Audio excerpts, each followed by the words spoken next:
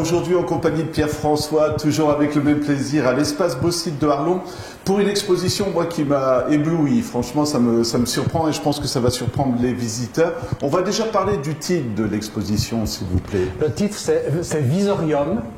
Et Visorium, c'est le nom d'un instrument ancien d'imprimerie.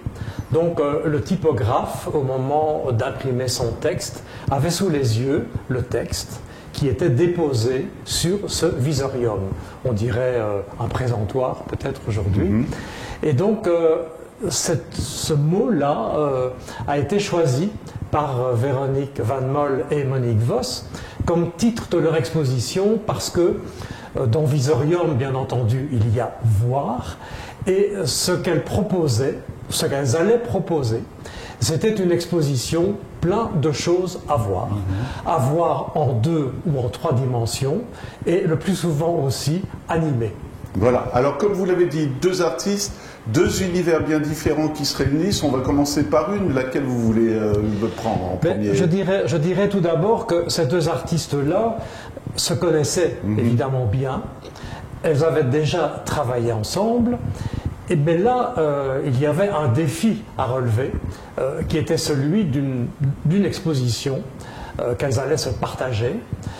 Et on se demandait comment elles allaient pouvoir alimenter ce propos, comment elles allaient pouvoir se nourrir de leurs affinités, de leur connivence, et quelles seraient les réponses que l'une allait pouvoir adresser à l'autre. Voilà. Donc, l'une, je dirais, Véronique Van Mol, l'autre, Monique Vos. Véronique Van Mol étant relieur. Donc, ce qu'elle présente dans l'exposition, c'est assez particulier parce que, oui, d'accord, des reliures, on en a quelques-unes qui sont proposées dans les vitrines, mais c'est aussi une manière un peu particulière de nous proposer son métier d'art, parce que elle va rassembler des choses au cours du temps. Elle dit bien d'ailleurs qu'elle a 38 années de métier. Et au cours de toutes ces années, elle a toujours récolté, elle n'a jamais jeté toutes sortes de résidus, que ce soit de carton, que ce soit de papier, que ce soit de colle. Et donc ici, dans l'exposition, tous ces résidus prennent tout à coup une toute autre allure, ils ont un tout nouveau statut et elle les intègre dans des compositions, dans des installations. Et là, les visiteurs sont tout à fait bluffés parce qu'ils ne voient pas toujours d'emblée de quoi il s'agit et ils se prêtent à toute une série d'interprétations parce que, en effet, tous ces éléments-là, qui sont des éléments pauvres au départ, qui ont été récupérés avec le temps, font tout à coup l'objet d'installations qui prennent une dimension artistique. Voilà, c'est ça, c'est ce que je veux dire. À la limite, ce sont les outils qui servent à créer une œuvre d'art qui deviennent une œuvre d'art. Oui, vraiment, ce sont tous ces outils, ce sont tous ces éléments qui font vraiment intimement partie du métier de relieur, mais qui là s'inscrivent dans le temps, dans la durée. Ce sont des traces. Et d'ailleurs, elle est très sensible à ça, Véronique Van Mol, dans la mesure où elle présente aussi une installation de ce qu'on appelle les serpentes. Et les serpentes, ce sont ces feuillets très transparents qui permettaient dans les livres anciens de protéger les gravures. Et donc les serpentes, elles ont peu à peu, avec le temps aussi, pris la marque de ces gravures et des textes. Et donc elle en présente une installation de 35 éléments.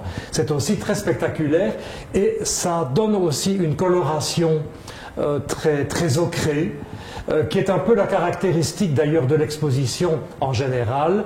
Et dans cette atmosphère que les 2 artistes ont souhaité plutôt sereine, plutôt feutrée, eh bien ce sont des couleurs qui se prêtent vraiment à créer ce type d'atmosphère plutôt, je dirais, apaisante. Est-ce qu'on pourrait parler de témoignages de l'artiste en parlant du passé et aussi témoignages sur la création même d'une œuvre finalement? Je dirais que dans le cas présent, dans le cas de cette exposition, l'exposition, on est vraiment dans le temps présent, tout en étant un rappel, tout en étant dans une mémoire, mais à partir d'un métier qui s'exerce toujours aujourd'hui, bien entendu, mais on est, oui, dans le temps présent. Voilà. C'est de l'art contemporain. Eh bien, justement, on a une impression d'exposition de coquillages aussi, comme je vous le disais, mais qu'est-ce que c'est en réalité? Eh bien, ce sont notamment les résidus de colle dont je parlais tout à l'heure, parce qu'en effet, les visiteurs interprètent et ils voient un monde marin, par exemple aussi, des méduses, des coquillages,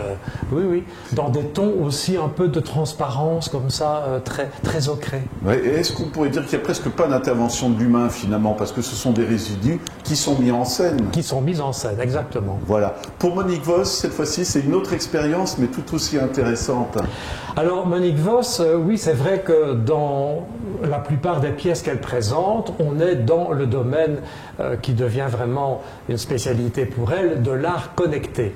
Donc cet art connecté, qu'est-ce que ça veut dire? Eh bien, on voit dans l'exposition, sous cloche, une série de petites machines assez magiques. C'est comme un tout fin travail d'orfèvrerie. Ces petites machines, on peut les animer. Alors, c'est soit par le son, soit par le mouvement, par la lumière aussi, ou les deux ou les trois ensemble, et ça donne des effets de surprise assez étonnants. Et puis, c'est aussi la possibilité de voir une éolienne, parce que là encore, on n'en a pas encore parlé, mais il y a cette présence un peu des énergies douces dans l'exposition. Parce que tout à l'heure, en parlant d'atmosphère un peu calme comme ça, c'est aussi parce que le propos est là pour le dire. Et les énergies douces, eh bien, ce sont les panneaux solaires qui apparaissent, qui sont une interprétation poétique des emballages de l'âme de bistouri de Véronique Van Mol. Alors c'est aussi un flipbook où l'on voit une éolienne qui se développe mais qui peut-être nous conduit encore aux énergies fossiles et qui sait à la marée noire. Donc il y a cette réflexion-là en même temps sur les énergies d'aujourd'hui, sur certains problèmes liés à la Terre, à la régénérescence de la Terre, à laquelle par exemple Monique Vos est particulièrement sensible. Et c'est ce qu'on retrouve aussi dans les œuvres sous cloche, avec des roses qui sont mises en scène, avec une musique. Il y a un lien avec l'univers, on va dire, quelque part. Exactement. Exactement, d'autant plus que là, on le voit bien par les panneaux de signalisation qui se trouvent derrière moi. L'invitation au voyage, l'invitation à rejoindre les planètes les plus proches, dont on voit le calcul en années-lumière. On parle de délicatesse, aussi de fragilité dans ces œuvres finalement, parce que tant la première artiste, c'est des résurgences du passé, je dirais encore une fois, et puis là, cette connexion avec l'univers, et puis des fils tout fins, des équipements électriques aussi qui font vivre, tout ça. Il y a un cœur aussi qu'on peut écouter battre.